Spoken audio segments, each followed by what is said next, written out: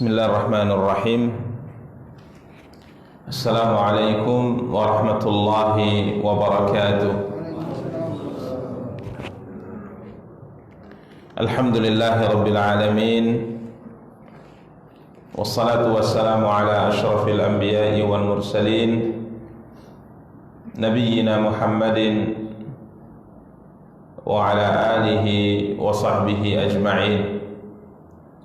Asyhadu an la ilaha illallah wahdahu la syarika lah, wa asyhadu anna Muhammadan abduhu wa rasuluh. Salawatu rabbi wa salamuhu alaihi wa ala alihi wa ashabihi wa man ihtada bihadyihi wa istanna bisunnatihi ila yaumiddin wa sallama tasliman katsira. Amma ba'du.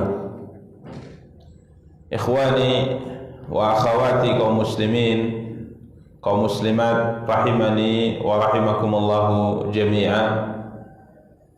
Alhamdulillah, puji dan syukur senantiasa kita ucapkan untuk Allah subhanahu wa ta'ala atas nikmat dan karunia yang diberikan oleh Allah subhanahu wa ta'ala untuk kita semua.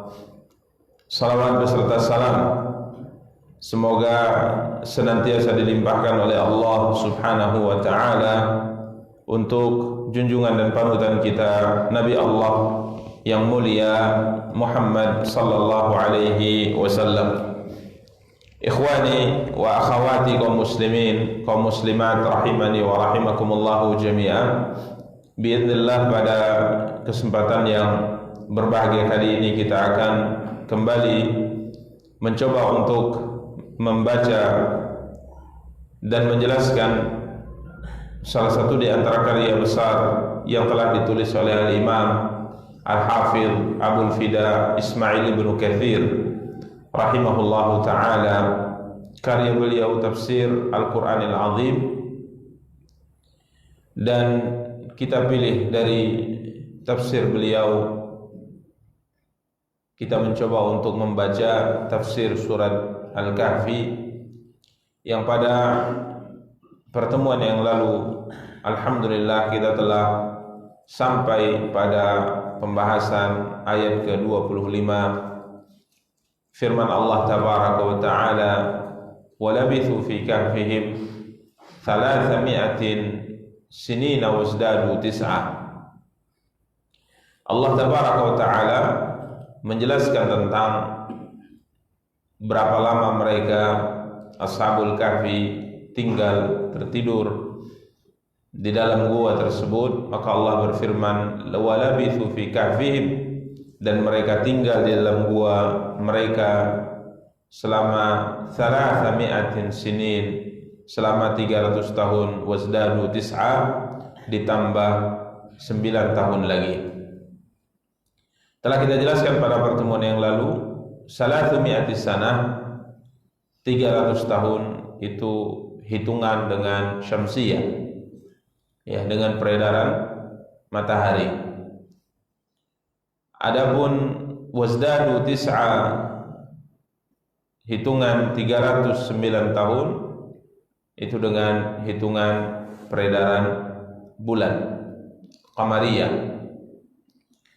Ini yang dijelaskan oleh Allah tabaraka ta'ala, dan telah kita jelaskan pada pertemuan yang lalu bahwa penjelasan tentang berapa lama mereka tertidur dalam gua ditegaskan oleh Allah dengan tegas dalam ayat yang mulia ini, berbeda dengan tatkala Allah tabaraka ta'ala menjelaskan tentang berapa jumlah Ashabul Kahfi.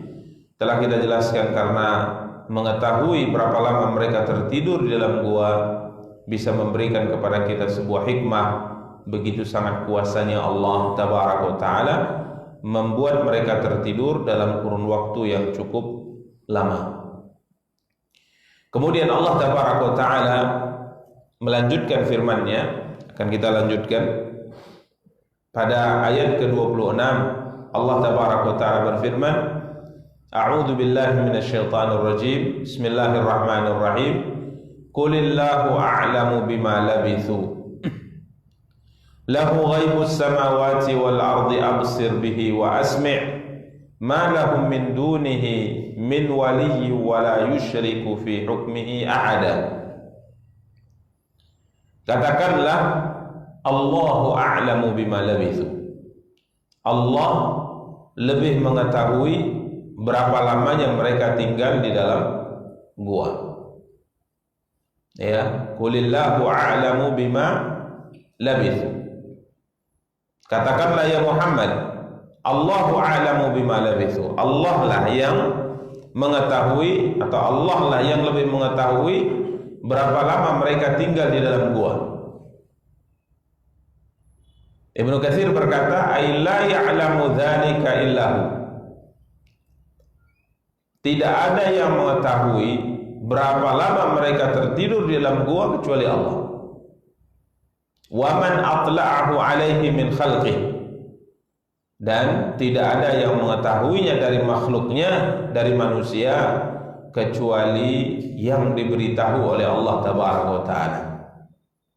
Dan alhamdulillah kita tahu berapa lama mereka tinggal dalam gua, karena Allah telah berfirman pada ayat sebelumnya, ayat 25 yang kita ulang tadi, mereka tinggal dengan hitungan syamsiyah, ya peredaran matahari atau yang kita sebut dengan Masehi.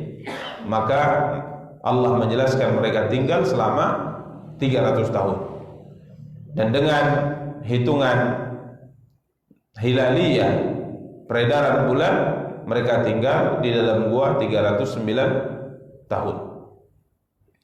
Namun Allah mengatakan Allah yang lebih tahu berapa lama mereka tinggal, dan orang-orang yang diberitahu oleh Allah Tabaraka wa Ta'ala. Para ikhwah dan para akhwat yang dimuliakan dan dirahmati oleh Allah, di sini Al-Imam Ibnu Katsir rahimahullah, Al-Imam Ibnu Katsir rahimahullah memberikan sebuah catatan. Ai idza su'ilta an labthihim wa laysa 'indaka ilmun fi dzalika wa tawqifun min Allah fala tataqaddamu fihi bi syai'in bal qul fi misli hadza Allahu a'lamu bima labithu lahu ghaibus samawati wal ard. Ini ada sebuah tambahan, ya. Apabila kau ditanya tentang berapa lama mereka tinggal di dalam gua dan engkau tidak memiliki ilmu tentang itu, tidak ada penjelasan dari Allah Tabaraka wa Ta'ala tentang itu, maka janganlah engkau berani menjawabnya. Akan tapi katakan Allahu a'lam. Ini sebuah adab para ikhwah dan para akhwat yang dimuliakan dan dirahmati oleh Allah Tabaraka wa Ta'ala, yang sering kita ingatkan, yang sering diingatkan oleh para ulama, yang kita berjuang, berusaha agar kalimat Allahu a'lam atau saya tidak tahu merupakan sebuah syiar, sebuah tanda ketakwaan seorang muslim di hadapan Allah Tabaraka wa Ta'ala, khususnya dalam perkara-perkara yang berkaitan dengan agama. Ya, tatkala ditanya, tatkala disampaikan sebuah pertanyaan dan kita tidak tahu jawabannya, maka hendaknya kita mengucapkan Allahu a'lam, Allah yang lebih tahu, atau kita mengucapkan saya tidak tahu. Dan para ikhwah dan akhwat yang dimuliakan dan dirahmati oleh Allah, sering kita sampaikan bagaimana para ulama-ulama kita dahulu membiasakan diri mereka dan mendidik murid-murid mereka untuk terbiasa di dalam menjawab, atau terbiasa tatkala ditanya tentang sesuatu dan tidak tahu jawabannya, mereka membiasakan diri mereka, mendidik murid-murid mereka untuk berani mengatakan saya tidak tahu, atau la adri, atau Allahu a'lam. Bahkan pernah disebutkan dari seorang ulama bahwa seorang yang apabila setiap ditanya ia selalu menjawab pertanyaan yang diajukan kepadanya, fahuwa majnun, ini orang gila katanya. Jadi kalau semua pertanyaan agama diajukan kepadanya dan dia selalu menjawabnya dan tidak pernah mengatakan saya tidak tahu, maka ini orang tidak waras. Karena tidak mungkin seorang itu mengetahui semua perkara. Hatta Nabi kita yang mulia sallallahu alaihi wasallam ditanya oleh seorang lelaki, yakni Jibril alaihi salatu wassalam menyerupai seorang lelaki datang kepada Rasulullah sallallahu alaihi wasallam. Kemudian Nabi ditanya, kapan terjadi hari kiamat? Maka Nabi sallallahu alaihi wasallam bersabda, "Man mas'ulu anha bi'alama minas sa'il." Yang bertanya tidaklah lebih mengetahui dari yang bertanya. Artinya beliau mengatakan, saya tidak tahu. Para sahabat-sahabat Rasulullah sallallahu alaihi wasallam tatkala ditanya oleh Nabi atau ditanya oleh tabi'in, mereka tidak tahu, maka mereka mengatakan Allahu a'lam, atau saya tidak tahu. Karena kalau seandainya ada seorang yang setiap kali ditanya dalam urusan agama dan dia selalu menjawab, tidak pernah tidak menjawab, maka dinukil dari beberapa orang ulama, di antaranya dinisbatkan kepada sahabat yang mulia Abdullah bin Mas'ud radhiyallahu an, bahwa orang ini adalah majnun, ya, kurang waras, karena tidak mungkin seorang itu menguasai semua perkara dalam urusan agama. Karenanya para ikhwah dan akhwat yang dimuliakan dan dirahmati Allah, disebutkan oleh seorang ulama Ibnu Wahab rahimahullah, beliau mengatakan, jika seandainya aku mau mencatat perkataan Imam Malik Ibnu Anas, ya, pencetus mazhab Maliki, seorang ulama besar di zamannya, ulama Ahlul Madinah, ulama Madinah. Di zaman itu beliaulah orang yang didatangi oleh semua penuntut ilmu dari seluruh penjuru, didatangi oleh semua para ulama dari seluruh penjuru dunia untuk belajar kepada Imam Malik rahimahullah. Dan yang duduk di majelis Imam Malik rahimahullah adalah ulama-ulama besar seperti Al-Imam Asy-Syafi'i rahimahullah, ya, yang duduk di bawah mendengar kajian atau pelajaran yang disampaikan Imam Malik di kota Madinah di Masjid Nabawi adalah ulama-ulama besar. Di antaranya imam yang sangat terkenal pencetus mazhab Syafi'i, Al-Imam Muhammad bin Idris Asy-Syafi'i rahimahullah. Jadi beliau ulama besar. Ibnu Wahab mengatakan, jika seandainya aku mau mencatat perkataan saya tidak tahu dari Imam Malik, maka catatanku pasti akan penuh. Karena banyak sekali pertanyaan yang diajukan kepada beliau. Beliau selalu mengatakan, saya tidak tahu. Jadi kalau mau dicatat jawaban Imam Malik saya tidak tahu, maka bukuku penuh, katanya, catatanku penuh. Karena banyak sekali permasalahan diajukan kepada Imam Malik, seorang yang paling alim, seorang yang paling berilmu saat itu di atas muka bumi, banyak sekali mengucapkan saya tidak tahu. Sampai pernah kita sampaikan juga ke antum semua, seorang diutus oleh masyarakatnya datang ke Madinah untuk menanyakan sebuah pertanyaan yang tidak mereka tak mengetahui jawabannya, tidak tahu hukumnya, maka diutuslah seorang dan melakukan perjalanan 6 bulan. 6 bulan dari kampungnya berangkat ke Madinah. Kenapa mesti kepada Imam Malik? Karena saat itu memang tidak ada orang yang paling berilmu kecuali Imam Malik bin Anas. Maka khusus diutus berangkat perjalanan selama 6 bulan. Ya, tentunya dengan kondisi saat itu, ya, mengendarai unta, melewati padang pasir yang begitu jauh. Dia datang dari Andalus, dia datang dari Spanyol, nyebrang laut sampai ke benua Afrika, terus berjalan sampai ke Madinah. Kemudian bertemu dengan Imam Malik, dia mengatakan, ya Imam, saya diutus oleh masyarakatku untuk menanyakan kepadamu sebuah hukum yang kami tidak tahu di sana. Ya, saya sudah sampai di sini setelah melakukan perjalanan cukup jauh, ya, cukup jauh 6 bulan, dan saya ingin ajukan pertanyaan itu kepada Anda. Biasanya Imam Malik rahimahullah, karena kewibawaan yang beliau miliki, maka tidak ada seorang pun yang berani berbicara sembarangan di majelis beliau. Ya, tidak ada yang berani berbicara sembarangan di majelis beliau. Bahkan jika seandainya ada yang tiba-tiba nyeletuk berbicara tanpa diizinkan berbicara, orang ini bisa dihukum. Ya, orang ini bisa dihukum. Jadi adabnya luar biasa, sampai gubernur saja kalau diminta untuk bertemu Malik waktu itu mengatakan, lebih baik bagi saya memindahkan gunung daripada bertemu dengan siapa? Imam Malik bin Anas rahimahullah. Jadi gubernur saya takut dengan Imam Malik. Ya, suatu hari Imam Malik bin Anas rahimahullah pergi ke pasar, kemudian dia lihat ada transaksi yang masih dilakukan padahal fatwa beliau sudah mengharamkannya, maka Imam Malik bertanya, ini kenapa masih dilakukan praktek transaksi seperti ini? Maka akhirnya gubernur datang ke rumah Imam Malik memohon maaf. Dia mengatakan, saya sudah melarang mereka ya Imam, akan tapi mereka masih tetap tidak mau menjalankan keputusan yang aku sampaikan. Jadi sampai gubernur itu takut menyelisihi perkataan siapa? Imam Malik bin Anas rahimahullah. Jadi memang beliau orangnya luar biasa ya, rahimahullahu ta'ala, karena ilmu yang ada di dada beliau menyebabkan beliau orang yang sangat dihormati, disegani, orang yang sangat berwibawa. Sampai Imam Syafi'i rahimahullah tatkala ingin belajar dari Mekkah ke Madinah setelah beliau menguasai beberapa ilmu di kota Mekkah, waktu itu beliau masih muda, kurang lebih umur 18 tahun atau 20 tahun. Beliau berangkat ke Madinah, kemudian beliau minta kepada gubernur Madinah untuk memberikan sebuah memo, rekomendasi, ya, agar beliau ini bisa langsung belajar kepada Imam Malik. Karena memang murid-murid yang baru masuk ke Madinah ingin belajar kepada Imam Malik, kalau belum mumpuni sekali ilmunya, itu diserahkan atau dididik oleh murid-muridnya Imam Malik dulu. Kalau sudah mumpuni baru bisa langsung belajar kepada siapa? Imam Malik. Sedangkan Imam Syafi'i dia sudah hafal Muwatta, masih muda sudah hafal kitab Muwatta dan hafalannya sangat bagus.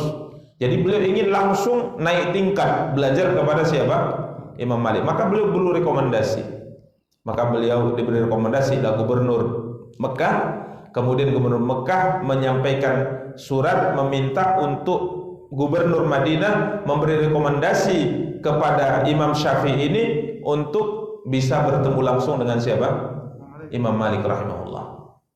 Maka Imam Syafi'i berangkat dari Mekah ke Madinah membawa rekomendasi tersebut. Sampai dengan gubernur Madinah, disampaikan suratnya, dia mengatakan dibaca untuk mempertemukan, memberikan rekomendasi agar Imam Syafi'i bisa langsung belajar kepada Imam Malik rahimahullah. Maka itulah gubernur Madinah mengatakan, demi Allah, jika seandainya gubernur Makkah menyuruhku memindahkan gunung, itu lebih mudah bagi saya daripada harus mempertemukan engkau dengan siapa? Imam Malik rahimahullah. Tapi kita coba, kata gubernur Madinah. Maka akhirnya dipertemukanlah dengan membawa surat rekomendasi kepada Imam Malik. Tatkala sampai di hadapan Imam Malik kemudian dibaca Imam Malik marah. Dia mengatakan, semenjak kapan orang belajar ilmu syariat ini mesti ada rekomendasi seperti ini? Semenjak kapan? Ini ilmu warisan Rasulullah yang disampaikan dan diterima oleh semua kalangan. Jadi tidak perlu pakai apa? Ini rekomendasi seperti ini. Artinya murid yang memang layak belajar langsung kepada saya tak perlu pakai memo seperti ini. Maka Imam Syafi'i kala itu mengatakan, ya Imam, saya ingin membaca kitab Muwatta kepada anda. Maka Imam Malik kala itu mengatakan, baca dari si fulan dulu. Maka Imam Syafi'i mengatakan, guru, jika seandainya kau mau mendengar sebagian hadis yang saya hafal, ya, jika seandainya memang mesti diarahkan kepada murid yang lain, mungkin saya akan lakukan itu. Tapi mohon dengar dulu bacaan saya, hafalan saya terhadap kitab Muwatta. Maka Imam Malik mengatakan, iqra, bacalah. Maka Imam Syafi'i membaca. Ya, Imam Syafi'i membaca hadis demi hadis dari kitab besar yang ditulis oleh Imam Malik, Muwatta Imam Malik. Imam Malik kala itu takjub dengan hafalan siapa? Imam Syafi'i. Takjub dengan cara membacanya yang tidak ada kesalahan sama sekali. Maka kemudian Imam Malik berkata, siapa kamu sebenarnya? Saya Muhammad bin, disebutkan nasabnya. Kemudian Imam Malik mengatakan, hai pemuda, sesungguhnya Allah Tabaraka wa Ta'ala telah memberikan cahaya di wajahmu, maka jangan kau matikan cahaya tersebut dengan bermaksiat kepada Allah. Sehingga akhirnya Imam Syafi'i kemudian mendapat perhatian khusus dari siapa? Imam Malik rahimahullah. Mendapat perhatian khusus sehingga akhirnya lahirlah seorang ulama besar yang kita kenal, Muhammad bin Idris Asy-Syafi'i rahimahullah ta'ala. Jadi para ikhwah, ini orang datang dari kampungnya selama perjalanan 6 bulan untuk menanyakan perkara yang memang dia diutus untuk bertanya. Ya, karena memang tidak ada orang yang lebih alim di zaman itu kecuali Imam Malik bin Anas. Maka tatkala Imam Malik mendengar perkataannya, meminta untuk boleh bertanya dengan latar belakang tempatnya yang jauh, diutus secara khusus oleh masyarakatnya, maka Imam Malik mengatakan, sal, Silakan, bertanyalah. Silakan bertanya. Ajukan pertanyaanmu. Maka diajukan pertanyaannya. Imam Malik mendengar. Setelah selesai pertanyaan, Imam Malik mengatakan, saya tidak tahu. Enggak tahu saya jawabannya. Ya, la uhsinu hadza. Saya tidak memahami permasalahan yang kau ajukan. Maka lelaki ini mengatakan, kalau Anda tidak tahu, kepada siapa lagi saya bertanya? Kepada siapa lagi saya bertanya? 6 bulan saya datang kemari, 6 bulan saya datang kemari, perjalanan jauh. Bisa saya di tengah jalan saya mati. Ya. Bertanya kepadamu, kamu mengatakan tidak tahu. Ya agak kecewa ya. Kecewa. Ya seakan-akan mungkin bahasanya tertipu saya. Katanya kamu ulama yang paling apa?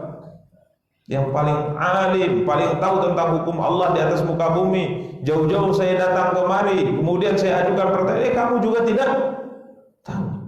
Ini apa yang akan saya katakan kepada masyarakatku yang mengutusku secara khusus? Apa yang mesti akan saya sampaikan kepada mereka? Maka Imam Malik mengatakan, sampaikan saja kepada mereka bahwa Malik bin Anas di kota Madinah tidak tahu bertanya yang kalian ajukan. Nah ini subhanallah ya. Makanya Allah mengatakan, Qulillahu a'lamu bima labithu. Muhammad, katakanlah kalau kamu tidak tahu tentang berapa lama mereka tinggal di gua tersebut, katakan Allahu a'lam. Dan tidak aib, tidak tercela seorang tidak tahu. Bahkan yang tercela adalah seorang yang menjawab sedangkan dia tidak tahu. Ini yang tercela. Ya, menjawab sesuatu sedangkan dia tidak tahu. Ini yang tercela. Ya, kalau dia mengatakan saya tidak tahu, ini tidak tercela. Bahkan ini adalah sebuah kemuliaan. Ini adalah sebuah kemuliaan. Ini adalah sebuah ketakwaan kepada Allah Tabaraka wa Ta'ala. Demikian para ikhwah dan akhwat yang dimuliakan dan dirahmati oleh Allah. Lahu ghaibus samawati wal ard. Jadi setelah Allah Tabaraka wa Ta'ala menjelaskan qulillahu a'lamu bima labithu, Allah mengatakan lahu ghaibus samawati wal ard. Kepunyaan Allah lah ghaibus samawati wal ard. Segala perkara yang tersembunyi di langit dan juga di bumi. Jadi perkara yang gaib yang tahu hanya siapa? Hanya Allah. Ya, karenanya kaidah jelas dalam agama kita bahwa tidak ada yang mengetahui perkara yang gaib kecuali Allah dan kecuali orang-orang yang diberitahu oleh Allah. Ya, hatta para nabi, hatta nabi kita yang mulia Muhammad sallallahu alaihi wasallam sendiri tidak tahu perkara gaib. Tidak tahu perkara yang gaib kecuali yang diberitahu oleh Allah Tabaraka wa Ta'ala. Ya. Walau kuntu a'lamul ghaiba lastakthartu minal khairi wa ma massani su'. Ya Muhammad, katakan kepada mereka, kalau aku tahu yang gaib, maka aku akan memperbanyak untuk mendapatkan kebaikan dan tidak akan menimpaku sedikit pun daripada keburukan. Kalau tahu perkara yang gaib.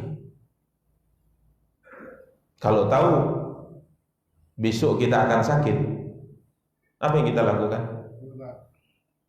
Menjaga diri. Tapi tidak tahu perkara yang gaib, apa yang akan terjadi? Ya, subhanallah. Kalau seandainya Nabi Shallallahu Alaihi Wasallam tahu bahwa beliau akan dilempari, diusir di Taif, maka beliau tidak akan memilih kota Taif untuk menjadi alternatif dakwah beliau. Tapi beliau tidak tahu. Keluar dari Makkah, berangkat ke Taif, menawarkan diri di Taif, sampai di Taif kiranya di mana? Diusir, dilempari alaihi salatu wassalam. Kalau seandainya beliau tahu bahwa apa yang akan terjadi di perang Uhud, Hamzah akan meninggal syahid, beliau akan terluka, maka bisa saja beliau tidak jadi berangkat ke perang Uhud. Tapi beliau tidak tahu perkara yang gaib. Qul la ya'lamu man fis samawati wal ardil ghaiba illallah. Katakan ya Muhammad, tidak ada yang mengetahui perkara yang gaib, tidak di langit dan tidak di bumi kecuali Allah Subhanahu wa Ta'ala. Lahu ghaibus samawati wal ard. Kepunyaan Allah lah segala perkara yang tersembunyi di langit maupun di bumi. Jadi ini akidah yang harus kita yakini bersama para ikhwah, para akhwat yang dimuliakan dan dirahmati Allah. Mengetahui perkara yang gaib hanya Allah, tidak ada yang lainnya. Ya, hatta Nabi, hatta Jibril, tidak ada yang tahu perkara yang gaib. Sampai dalam Isra dan Mi'raj, tatkala Nabi SAW naik bersama dengan Jibril ke langit, malaikat penjaga langit mengatakan, tatkala Jibril meminta izin untuk masuk, sebelum dibuka, malaikat mengatakan, siapa kamu?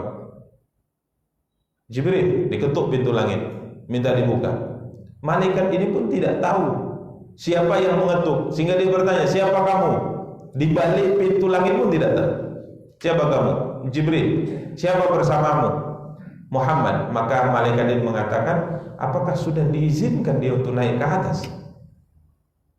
Jadi malaikat itu pun tidak tahu. Ini perkara yang lain. Makanya para ikhwah dalam Islam, meramal perkara yang gaib merupakan perkara yang dilarang. Meramal itu merupakan perkara yang dilarang. Lihat telapak tangan, melihat apanya, garis-garis tangan, kemudian mengatakan kamu akan jadi orang sukses. Dari mana kamu tahu? Nerawang. Nggak boleh dalam Islam seperti itu. Garis-garis di bumi, pakai simbol-simbol tertentu, atau ilmu perbintangan. Bintang apa? Hah? Virgo. Ya itulah. Kita juga nggak hafal. Ya, ini kalau lahir di bintang ini, ingin menikah tidak boleh dengan yang bintang ini, karena akan terjadi seperti ini. Orang yang lahir di bintang ini biasanya dia akan mendapatkan seperti ini. Ini dari mana? Tidak ada yang mengetahui perkara yang gaib kecuali Allah Subhanahu wa ta'ala. Karena Nabi SAW bersabda, man ata kahinan aw arrafan fasa'alahu an syai'in fasaddaqahu bima yaqulu faqad kafara bima unzila ala Muhammad. Barang siapa yang datang ke dukun atau tukang ramal, kata Rasulullah, dukun atau tukang ramal, meramal, kita ingin meramal diri kita, saya akan melakukan bisnis ini, gimana kira-kira? Oh sukses, oh tidak sukses, oh gambarannya seperti ini. Maka siapa yang mendatangi orang yang seperti ini, kata Rasulullah, dan dia percaya dengan ucapannya, sungguh dia telah ingkar kepada agama yang dibawa oleh Muhammad SAW. Bahkan kalau sekedar bertanya, sekedar ingin tahu tapi tidak percaya, 40 hari 40 malam tidak diterima salatnya. Jadi perkara gaib, mengaku mengetahui perkara yang gaib, mencoba untuk bertanya, mencoba untuk mengetahui ramalan tentang apa yang akan terjadi dengan cara-cara yang disebutkan, ini merupakan perkara yang tidak boleh untuk dilakukan oleh seorang muslim. Berbeda dengan mungkin sebagian bertanya, bagaimana kalau ramalan cuaca, Ustaz? Ya, kalau ramalan cuaca tentunya ini pakai apa? Pakai teknologi. Orang melihat dengan pergerakan awan dan sebagainya, diperkirakan akan turun hujan, diperkirakan akan terjadi panas, tidak ada masalah. Walaupun tetap kita kembalikan perkara tersebut kepada yang menentukan, yakni Allah Tabaraka wa Ta'ala. Tapi kalau melihat ke telapak tangan yang sebutkan tadi, kemudian kelahiran di bintang-bintang tertentu, maka ini sama sekali tidak dibenarkan dalam Islam, karena tidak bersandar kepada sebuah keilmuan apapun. Ya, maka para ikhwah dan akhwat, Allah mengatakan di sini, lahu ghaibus samawati wal ard. Ya, kepunyaan Allah lah segala yang tersembunyi di langit maupun di bumi. Kemudian Allah Tabaraka wa Ta'ala melanjutkan firman-Nya, absir bihi wa asmi. Absir bihi wa asmi, yang artinya alangkah terang penglihatannya dan alangkah tajam pendengarannya subhanahu wa ta'ala. Ibnu Katsir mengatakan, ay annahu labasirum bihim sami'un lahu. Ini tafsirnya. Allah maha melihat mereka dan Allah maha mendengar mereka. Para ikhwah dan akhwat yang dimuliakan dan dirahmati Allah, ini arti absir bihi wa asmi'. yakni apapun yang terjadi di alam semesta ini semua dilihat dan didengar oleh Allah tabaraka wa taala. Didengar dan dilihat oleh Allah tabaraka wa taala. Karena tidak ada yang terluput dari penglihatan dan tidak ada yang terluput dari pendengaran Allah. Allah melihat perbuatan mereka dan Allah mendengar ucapan-ucapan mereka. Ya subhanallah. Sampai Aisyah radhiyallahu taala anha setiap kali membaca firman Allah dalam surah Al-Mujadilah, surat yang bercerita tentang seorang wanita yang berjidal atau mendebat Rasulullah terkait dengan suaminya yang mengziharnya. Kala itu wanita ini datang ke rumah Nabi SAW. Kala itu Nabi sedang di rumah Aisyah dan berbicara dengan Rasulullah SAW di ruang tamu, sedangkan Aisyah di kamar. Pembicaraannya sangat pelan, ya, sangat dengan suara yang rendah, sehingga akhirnya Aisyah mengatakan, saya sendiri di balik dinding di kamar itu ada beberapa kalimat yang bisa saya tangkap dengan pendengaran saya, jadi saya dengar, dan ada beberapa kalimat yang tidak bisa saya dengar karena diskusinya itu, perdebatannya itu tidak dengan suara keras. Jadi sayup-sayup saya dengar, ada yang sebagian terang, ada yang sama sekali tidak saya dengar. Tapi Allah berfirman dalam surah Al-Mujadilah, qad sami'a Allahu qawlan allati tujadiluka fi zawjiha wa tashtaki ila Allah wallahu yasma'u tahawurakuma. Sungguh Allah telah mendengar perkataan seorang wanita yang mendebatmu tentang suaminya, dan Allah mendengar pembicaraan kalian berdua, kata Allah. Padahal Aisyah di samping, di balik dinding saja ada yang tidak beliau dengar. Maka beliau mengatakan, Maha suci Allah yang mendengar semua perkataan. Maha suci Allah yang mendengar semua perkataan. Ya, karena Nabi SAW di perang Khaybar, seingat anak, di perang Khaybar, para sahabat itu berteriak-teriak dengan mengatakan Allahu Akbar, Subhanallah, la ilaha illallah. Maka Nabi mengatakan, irba'u ala anfusikum fa innakum la tad'una asamman wala ghaiba innakum tad'una sami'an qariba. Rendahkan suara kalian, rendahkan suara kalian. Kalian tidak kalian tidak berdoa, kalian tidak memohon kepada zat yang tuli, yang tidak mendengar kecuali dengan suara keras. Yang kalian doa, yang kalian berdoa kepadanya, yang kalian berzikir kepadanya adalah sami'an qariba, zat yang maha mendengar lagi zat yang maha dekat. Ya, turunkan volume suara kalian.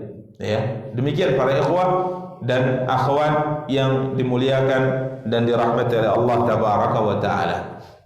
Jadi ini yang hendaknya kita pahami dari firman Allah, absir bihi wa asmi. Ya, yang artinya alangkah terang penglihatannya dan alangkah tajam pendengarannya subhanahu wa ta'ala. Kemudian Allah tabaraka wa ta'ala melanjutkan firman-Nya, ma lahum min dunihi min waliyyin wa la yusyriku fi hukmihi ahada. Tak ada seorang pelindung pun bagi mereka kecuali Allah. Ya, Ibnu Katsir berkata, wala yusyriku fi hukmihi ahada, ya, dan dia tidak mengambil seorang pun menjadi sekutunya dalam menetapkan keputusan. Jadi tidak ada pelindung kecuali Allah, dan Allah dalam menetapkan sebuah keputusan, mengatur alam semesta ini, tidak ada sekutu baginya subhanahu wa ta'ala. Al-Imam Ibnu Katsir berkata, ay annahu ta'ala huwa alladhi lahul khalqu wal amru. Allah lah di tangannya menciptakan dan memerintahkan. Dia berkuasa, dia menciptakan sendiri dan dia yang memerintahkan sendiri, dan tidak ada seorang pun mu'aqib li hukmi, tidak ada seorang pun yang menentang ketentuannya. Walaysa lahu wazir, dan Allah tidak punya wazir. Wazir artinya menteri atau pembantu.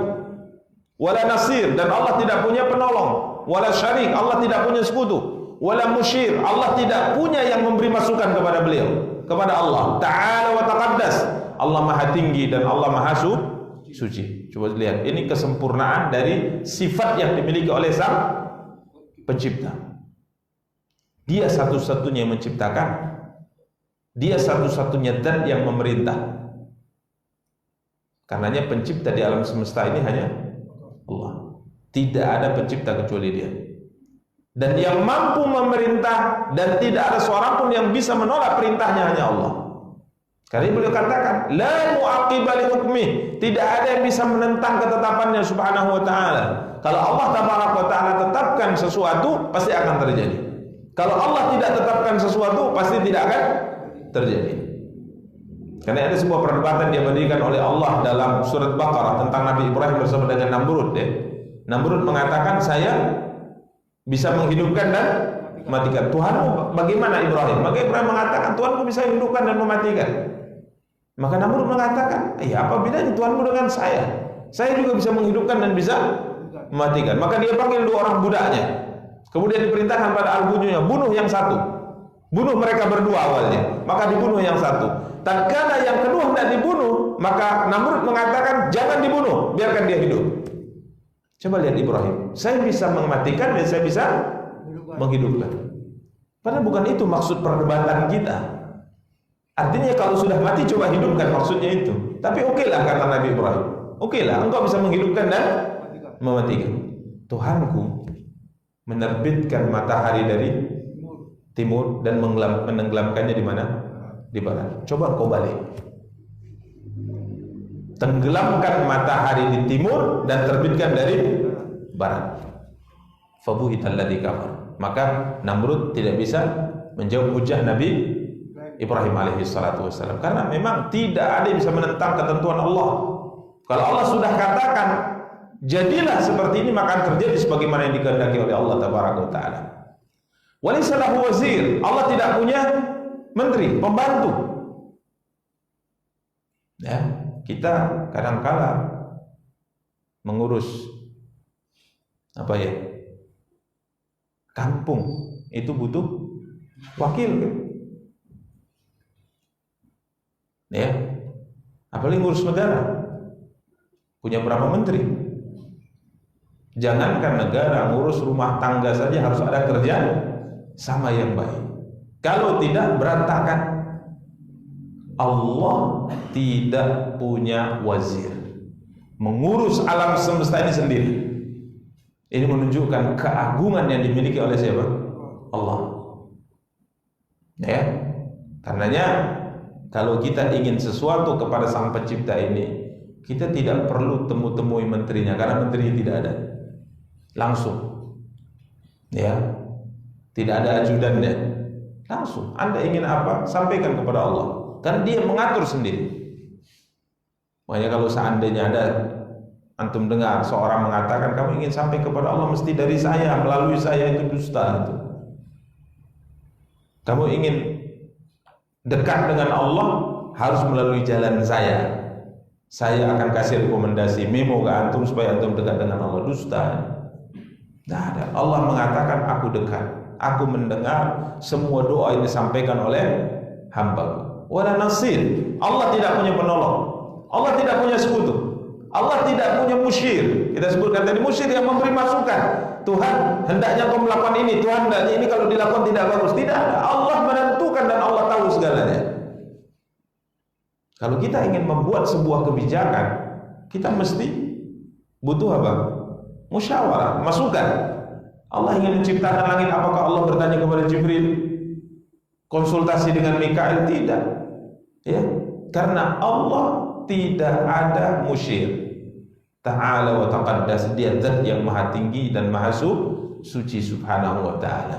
Ini para ikhwah dan akhwat yang dimuliakan dan dirahmati oleh Allah tabaraka wa ta'ala. Berikutnya Allah tabaraka wa ta'ala melanjutkan firman-Nya pada ayat ke-27. Watlu ma uhiya ilaika min kitabi rabbika la mubaddila li kalimatihi wa lan tajida min dunihi multahada. Allah berfirman, dan bacakanlah ya Muhammad apa yang diwahyukan kepadamu. Watlu ma uhiya ilaik, bacakanlah ya Muhammad apa yang diwahyukan kepadamu min kitabi rabbik, dari kitab Tuhanmu, yaitu kitab Tuhanmu. Jadi apa itu? Al-Quran. Ya, Imam Ibnu Katsir mengatakan Allah berfirman memerintahkan nabinya untuk membaca Al-Quran yang mulia, wa iblaghihi lan-nas, membacanya dan menyampaikan Al-Quran ini kepada manusia. Baca dan diperintahkan untuk apa? Menyampaikan Al-Quran yang Allah turunkan kepada beliau alaihi assalatu wassalam. Ya, karenanya membaca Al-Quran merupakan salah satu di antara ibadah yang sangat dicintai oleh Allah, khususnya di bulan Quran, yakni bulan Ramadan. Karenanya para ikhwah dan akhwat yang dimuliakan dan dirahmati Allah, bersiaplah untuk menyambut bulan Ramadan dengan memperbanyak membaca Al-Quran. Khatamkan Al-Quran di bulan Ramadan. Ya, kalau mungkin terlalu sibuk, ya minimal 2 kali. Ya, kok minimal 2 kali Ustaz? Oke lah 1 kali lah. 1 kali itu sebenarnya bukan target ya, karena salaf dahulu mereka 1 pekan itu minimal 1 kali khatam, 1 minggu 1 kali. Ya, berarti berapa kali khatam? 4 kali khatam. Ya, itu minimal, itu mereka minimal. Ada yang 3 hari sekali khatam, bahkan ada yang siang 1 kali khatam, malam 1 kali khatam. Ini luar biasa ya, luar biasa. Maka kita katakan minimal okelah 1 kali khatam. Jadi jangan sampai di bulan Ramadan kita tidak khatam Quran. Baca Quran, ya, baca Quran. Kalau 1 hari 1 juz kita baca, insya Allah 1 bulan selesai. Jadi harus ada perbaikan ya dalam bulan Ramadan yang akan datang. Ini Ramadan sebelumnya ini mesti apa namanya, ditekadkan, diazamkan dan dicoba mulai start dari sekarang. Bahkan seharusnya dari Sya'ban kemarin itu sudah mulai start ya, untuk memanaskan mesin ya. Ya, ini kalau startnya masuk Ramadan start ya, takutnya dipaksa jim dia di pertengahan. Bahaya ya. Ya, jadi mulai terus ini, subhanallah, tinggal beberapa hari lagi. Maka mari kita pompa semangat kita, kebiasaan untuk terus membaca Al-Quran. Karena Allah perintahkan watlu ma uhiya ilaika min kitabi rabbik. Allah perintahkan kita membaca, Allah perintahkan Nabi untuk membaca Quran, dan Nabi perintahkan kita untuk membaca Al-Quran. Ya, bahkan untuk memotivasi kita, Allah memberikan ganjaran per hurufnya berapa? 10. Bayangkan per hurufnya itu dihitung 10 pahala. 1 huruf 10, 1 huruf 10. Coba bayangkan. Ya, kalau kita khatam berapa ribu huruf yang kita selesaikan? 6.600 kali 10, Masya Allah. Luar biasa ya, motivasi syariat untuk agar kita membaca Al-Quran. Watlu ma uhiya ilaika min kitabi rabbik. Kemudian Allah perintahkan juga bukan sekedar membaca kepada Nabi, sampaikan ayat. Karenanya subhanallah, tidak ada 1 ayat pun yang disembunyikan oleh Nabi, tidak ada. Karenanya di sini Imam Ibnu Katsir mengatakan, ya ayyuhar rasul balligh ma unzila ilaika min rabbik wa illam taf'al fama ballaghta risalata wallahu ya'simuka minan nas. Wahai Nabi, sampaikan apa yang diturunkan kepadamu dari Allah. Kalau saat ini kau tidak lakukan itu, kau tidak menyampaikan amanah itu. Jadi semua yang disampaikan Allah kepadamu, sampaikan kepada siapa? Manusia. Karenanya Aisyah mengatakan tidak ada 1 ayat pun yang disembunyikan oleh siapa? Nabi. Tidak ada 1 ayat. Kata Aisyah, kalau ada 1 ayat yang disembunyikan oleh Nabi, maka ayat yang disembunyikan adalah, kata Aisyah, ayat tatkala Nabi diperintahkan oleh Allah menikahi Zainab bintu Jahsy. Ini perintah Allah kepada Nabi, yang Nabi sendiri waktu itu menyembunyikan apa yang akan terjadi kepada Zaid bin Harithah. Jadi subhanallah, Zaid bin Harithah ini kan anak angkat Nabi, dan namanya sudah dipanggil oleh masyarakat Zaid bin Muhammad. Ini kisahnya kan masyhur. Tatkala Zaid memilih Nabi, maka Nabi langsung mengumumkan di Mekah, ini Zaid adalah anakku, dia akan mewarisiku dan aku akan mewarisinya. Dan di masa itu anak angkat itu dianggap seperti anak kandung. Kemudian berlalulah masa, Nabi hijrah ke Madinah. Kemudian Nabi mencarikan jodoh untuk anak angkatnya ini, ya. Maka Nabi memilihkan untuknya salah seorang di antara wanita mulia terhormat. Dan Zainab bintu Jahsy ini adalah sepupunya Nabi, karena ibunya adalah bibinya Rasulullah. Ini Zainab bintu Jahsy. Dan dia dari keluarga terhormat Bani Asad. Ada Abdullah bin Jahsh. Ini sahabat-sahabat terkemuka dan memang mereka dari keluarga terhormat. Maka Nabi SAW kala itu meminang Zainab bintu Jahsy untuk anak angkatnya Zaid bin Harithah, yang kala itu namanya Zaid bin Muhammad. Maka pinangan ini berat diterima oleh keluarga Zainab bintu Jahsy. Kenapa? Karena Zaid bin Harithah ini dulunya adalah budak. Jadi kastanya ini tidak sama, ya. Masa seorang dari Bani Asad, Quraisy, mulia, terhormat, wanita mulia terhormat, dinikahkan oleh seorang mantan budak. Memang sudah dimerdekakan oleh Nabi, tapi dalam cerita hidupnya dulu pernah menjadi seorang budak. Jadi agak berat. Akhirnya turun firman Allah, tidak pantas bagi seorang beriman, laki-laki maupun perempuan, kalau Allah dan Rasulnya sudah putuskan sesuatu, menolak keputusan itu. Wa ma kana lil mu'minin wa la mu'minatin idza qada Allahu wa rasuluhu amran ay yakuna lahumul khiyaratu min amrihim. Tidak pantas bagi seorang laki yang beriman, wanita beriman, kalau Allah dan Rasulnya sudah putuskan sesuatu, mereka masih mencari jalan lain. Akhirnya Zainab terima. Nikahlah mereka. Qadarullah, pernikahan tidak langgeng.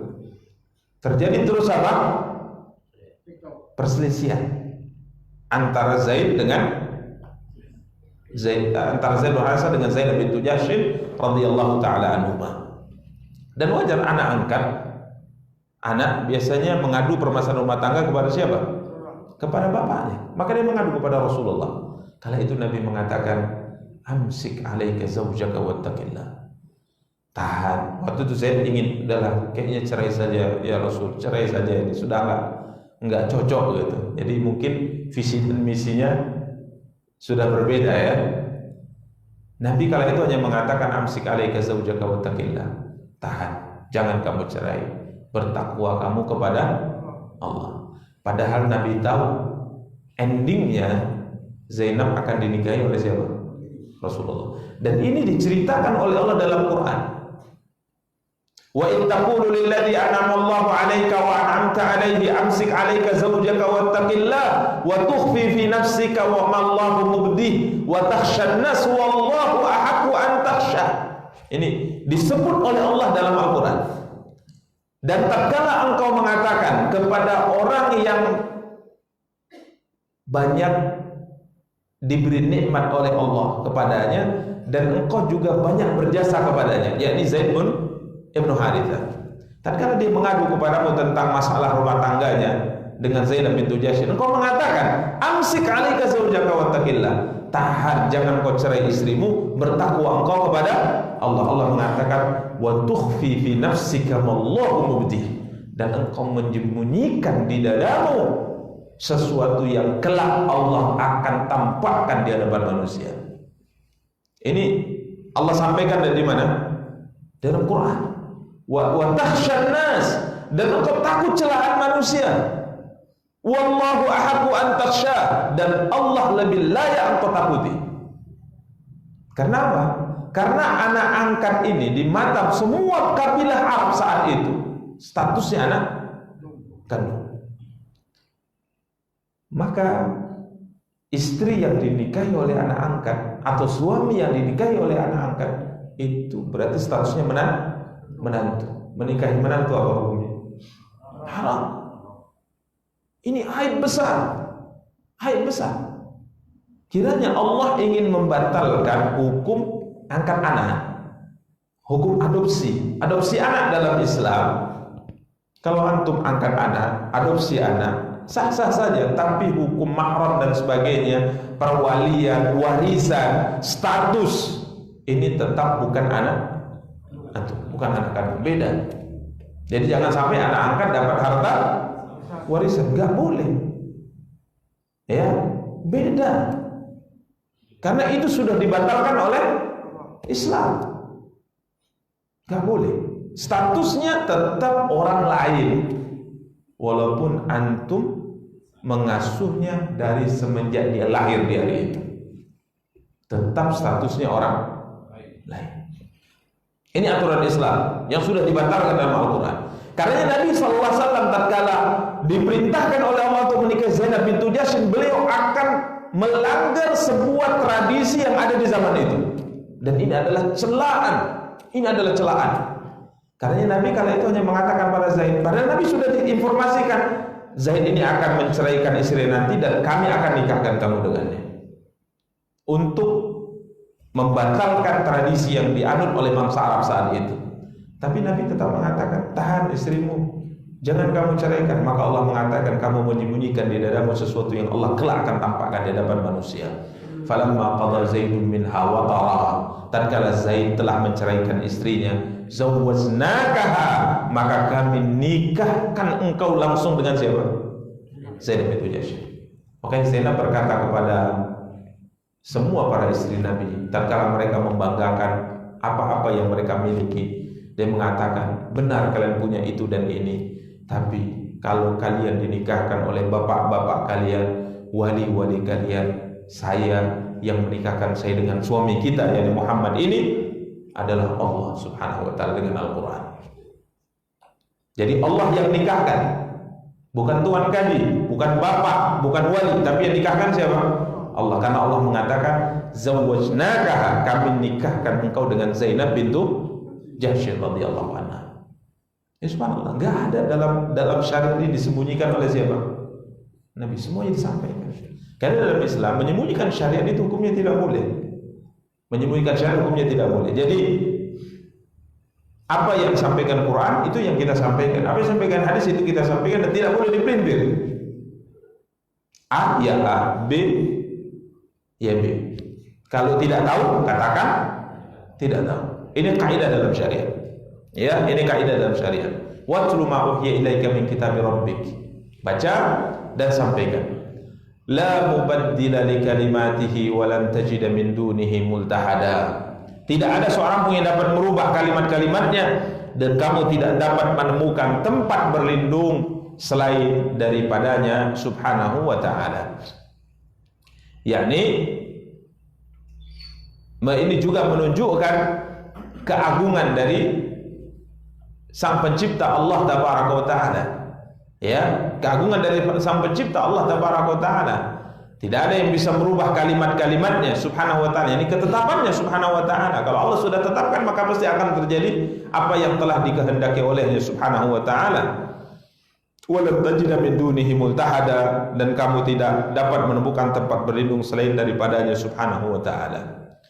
Para ikhwah dan para akhwat yang dimuliakan dan dirahmati Allah, berikutnya secara singkat ayat ke-28, wasbir nafsaka ma'al ladzina yad'una rabbahum bil ghadati wal 'ashyi yuriduna wajha wa la ta'du aynaka 'anhum turidu zinatal hayatid dunya wa la tuti' man aghfalna qalbahu 'an dzikrina wattaba'a hawahu wa kana amruhu furuta. Allah berfirman, dan bersabarlah kamu bersama orang-orang yang menyeru Tuhannya di pagi hari dan di senja hari. Nabi diperintahkan bersabar untuk tetap bersama dengan orang-orang yang menyeru Tuhannya, yakni beribadah kepada Allah di pagi hari maupun di sore hari. Yuriduna wajha, mereka hanya mengharapkan wajah Allah. Dan Nabi perintahkan bersabar untuk tetap bersama dengan orang-orang yang beriman. Wala ta'du aynaka anhum turidu zinatal hayatid dunya, dan janganlah kedua matamu berpaling dari mereka karena mengharapkan perhiasan dunia. Jadi Allah perintahkan Nabi untuk tetap bersabar dengan orang-orang yang beriman, yang beribadah kepada Allah, sekalipun dari sisi dunianya itu kurang, miskin, orang mungkin tidak terhormat dan sebagainya. Dan Allah mengatakan janganlah kedua matamu berpaling dari mereka, kemudian melihat kepada orang-orang yang kata Allah dibukakan untuk mereka kehidupan apa?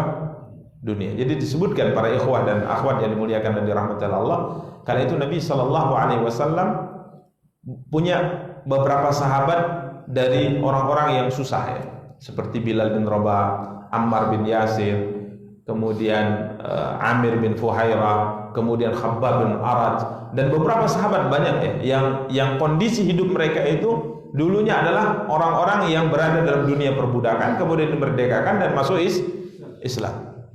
Bahkan ada di antara mereka setelah masuk Islam dimerdekakan oleh Abu Bakar, dibeli kemudian dimerdekakan oleh Abu Bakar radhiyallahu taala. Jadi orang-orang yang memang tidak punya apa-apa dalam kehidupan dunia. Sedangkan di balik di seberang sana yang menentang dakwah Nabi itu ada tokoh-tokoh besar, Abu Jahal, Al-As bin Wa'il As-Sahmi, dan tokoh-tokoh besar yang lainnya yang mereka punya harta dan mereka punya jabatan. Dan orang-orang kafir ini kalau seandainya mereka duduk, mereka itu tidak mau duduk dengan orang-orang ini.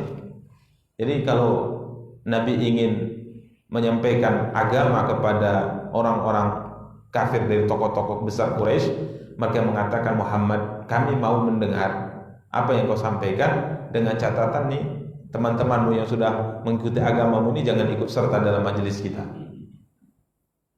Jadi ini mungkin pengajian apa ya istilahnya?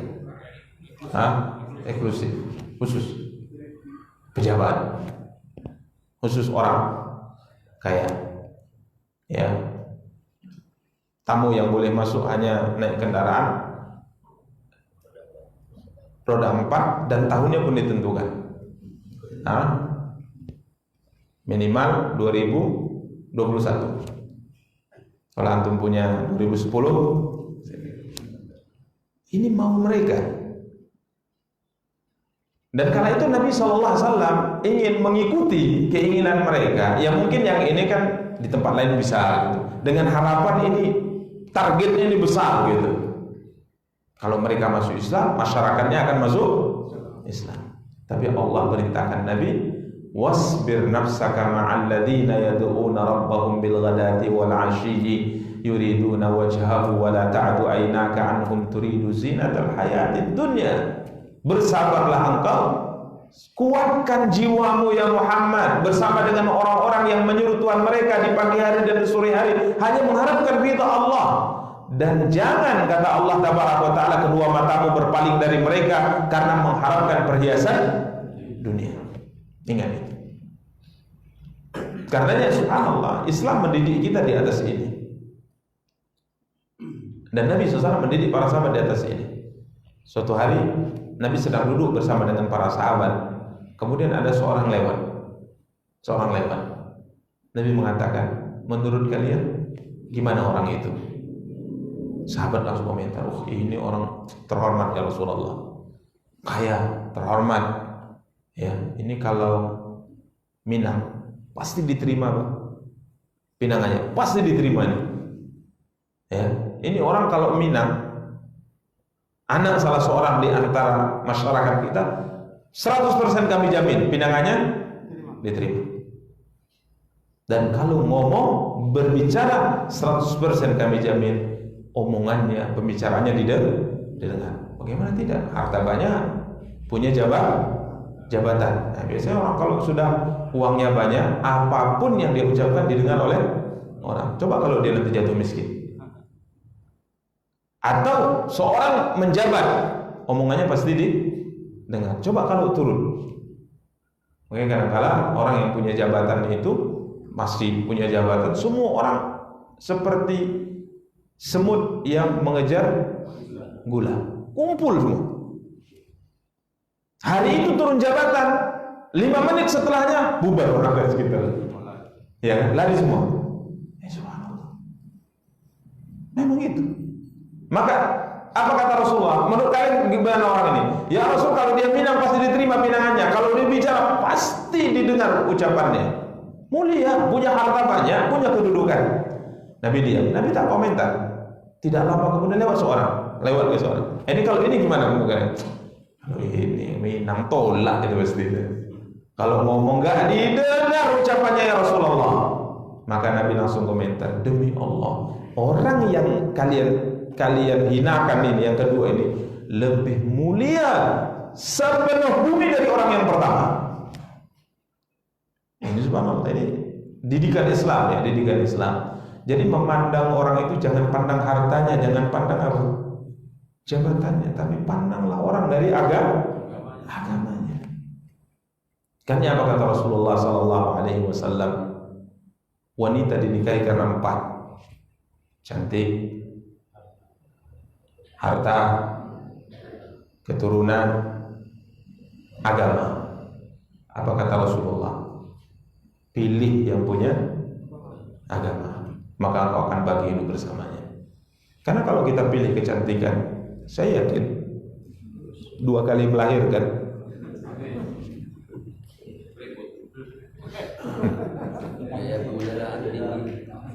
Nggak ada yang kekal, itu benar, nggak ada yang kekal. Kalau antum mau kekal ganteng di surga nanti. Kalau nggak percaya balik nanti coba lihat. Antum mungkin punya dokumentasi foto misalnya, ya 20 tahun yang lalu, mau jauhnya kan gitu kan. Sekarang bagaimana? Taib. Kalau yang antum kedepankan adalah harta, sekejap harta itu bisa hilang. Habis, bisa saja Allah cabut harta tersebut dalam waktu yang kita tidak menyangka. Yang kita tidak menyangka. Beberapa pekan yang lalu kita ketemu dengan seorang bercerita tentang ada orang kaya raya di satu kabupaten. Kaya raya. Kalau kita perkirakan 7 keturunan bahkan 14 keturunan enggak akan habis hartanya. Enggak akan habis hartanya. Dalam sekejap sebelum dia mati, hartanya semua habis. Harta Allah yang punya.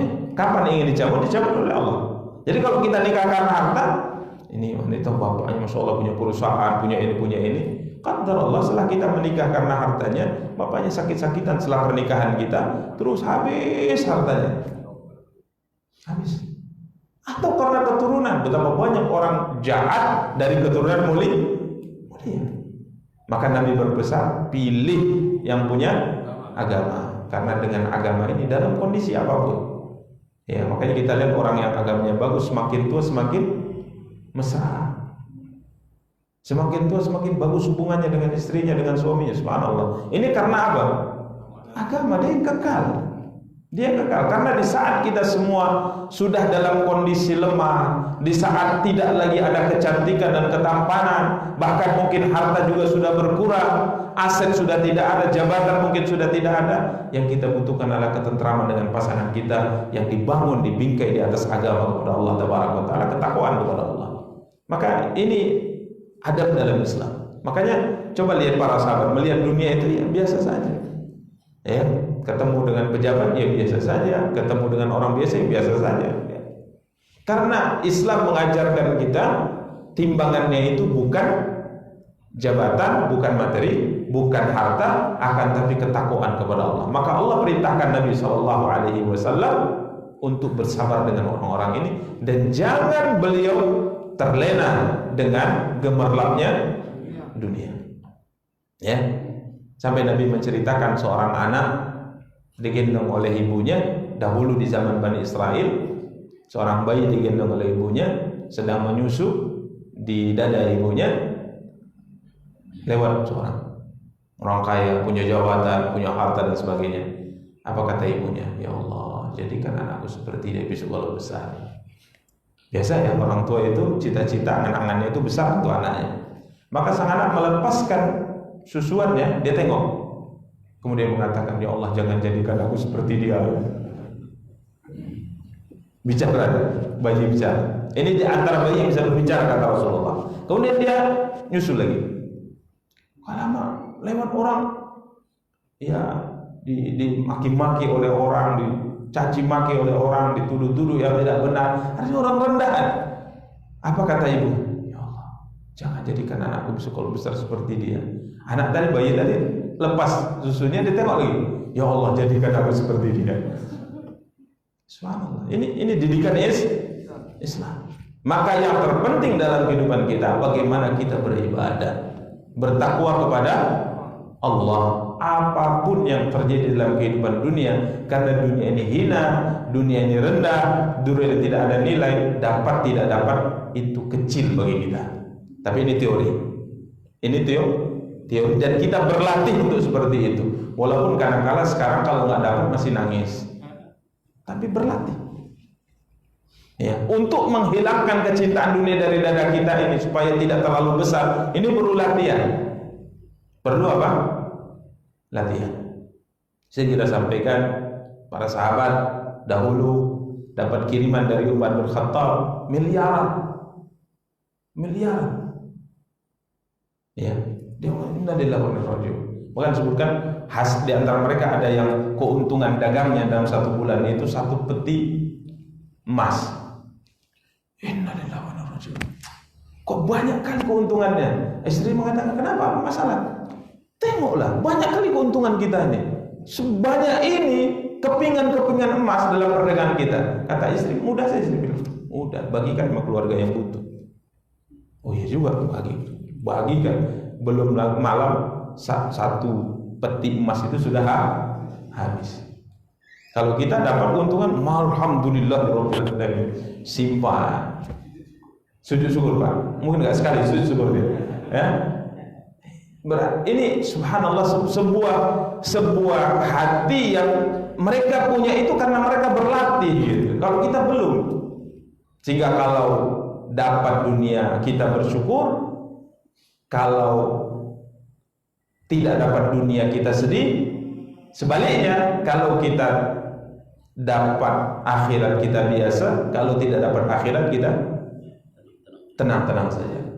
Buktinya nih, Ramadan sampai akhir Ramadan belum khatam, kan biasa saja. Bahkan mungkin raya dia yang paling bahagia. Padahal nggak khatam Quran itu, ya, nggak khatam Quran. Raya dia paling senang gitu. Bahkan kadang paling bahagia dia nggak puasa di bulan Ramadan. Ini kan musibah ini. Dia pula paling baru bajunya, paling bagus bajunya, paling lengkap peralatan rumahnya, berubah semua, gordennya, semuanya. Tapi dia nggak puasa di bulan Ramadan. Dapat THR, berapa THR di perusahaanmu? 1 bulan gaji, saya 4 bulan gaji, senangnya luar biasa. Tapi kita nggak bicara, kan puasanya gimana, baca Qurannya gimana, sholat malamnya gimana, sedekahnya gimana, nggak dibicarakan itu sama sekali. Ini menunjukkan dunia sebenarnya lebih besar di hati kita daripada apa?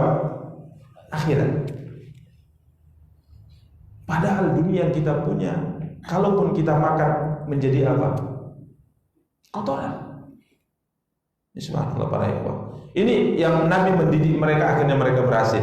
Nabi dididik oleh Allah dengan ayat Al-Quran, kemudian Nabi mendidik para sahabat dengan ini, akhirnya muncullah generasi sebagaimana kita sebutkan.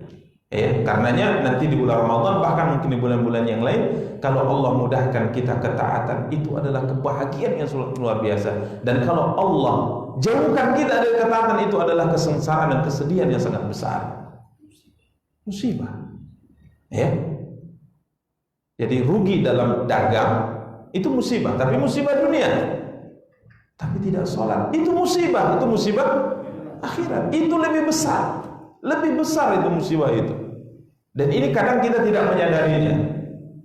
Ya, enggak sholat biasa saja, enggak untung perdagangan, sedihnya luar biasa. Nah, ini luar biasa para ikhwah. Ini mesti.